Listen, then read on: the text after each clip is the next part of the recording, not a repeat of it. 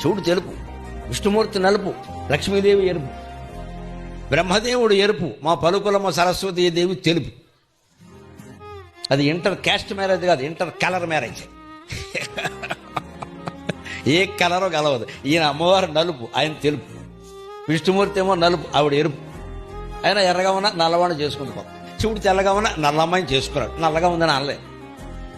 బ్రహ్మదేవుడు ఎర్రగా ఉంటాడు, సరస్వతీదేవి తెల్లగా, ఆయన చేసుకున్నాడు. అంచేది మన వివాహాల్లో రంగులు కాదు చూడవలసిందమ్మా, సత్ప్రవర్తన చూడాలి, సౌశీల్యాన్ని చూడాలి, అది చూడాలి, రంగు కాదు. పెళ్లి కూతురు ఎర్రగా ఉంది, బుర్రగా ఉంది. నాకు ఎర్రగా అర్థమైంది, ఈ బుర్రగా ఏమిటో ఎప్పటికీ అర్థం కాదు. చెప్పరు బుర్ర లేదు అని అర్థమైంది.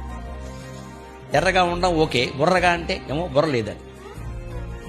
మనకి ఇప్పటికీ పెద్ద జబ్బు ఏమిటంటే ఎర్రగా ఉండాలి, తెల్లగా ఉండాలి, నల్లగా ఉండకూడదు.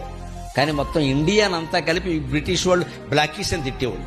మొత్తం ఇండియా అంతా బ్లాక్ అయ్యేవాడు. ఎందుకంటే వాడు మొత్తం తోలొల్చినట్టుగా ఎర్రగా ఉంటాడు, విపరీతమైన తెలుపు. అది రంగే కాదు అసలు, అది పారిపోయింది తెలుపు.